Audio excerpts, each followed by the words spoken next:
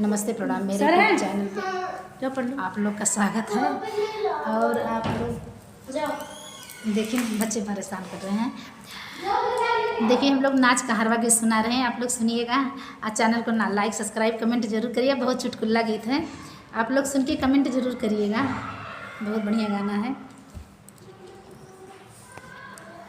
ससुरे के लोग मारे ताना, ससुरे के लोग मारे ताना, बलमा सवतीन के दीवाना। ससुरे के लोग मारे ताना, बलमा सवतीन के दीवाना। घोटले घोटात नहीं खे खाना, घोटले घोटात नहीं खे खाना, बलमा सवतीन के दीवाना। घोटले घोटात नहीं खे खाना, बलमा सवतीन के दीवाना। 5-5 साल रजा बहरे बितावे, बहर बितावे हो बहरा बितावे।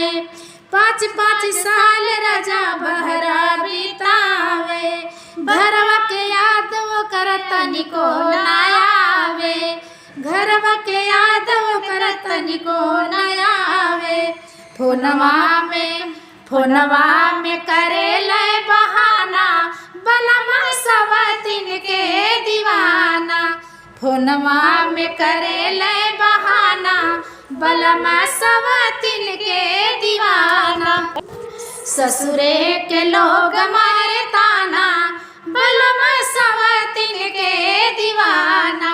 ससुरे के लोग मारे ताना, बलमा सवतीन के दीवाना।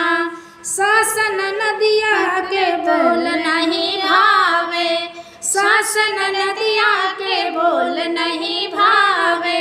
मेहरी के दुखवा समझ नहीं पावे, मेहरी के दुखवा समझ नहीं पावे। सावित्री समझा, सावित्री के समझे बेगाना, सावित्री के समझे बेगाना, बलमा सवतीन के दीवाना। अर्चना के समझे बेगाना, बलमा सवतीन के दीवाना। ससुरे के लोग मारे ताना, बलमा सवतीन के दीवाना। ससुरे के लोग मारे ताना, बलमा सवतीन के दीवाना। कैसा लगा हम लोग गाना? प्लीज़ सुनिए, बहुत छोटा गाना है, पूरा आप लोग फुल वॉच करके सुनिएगा।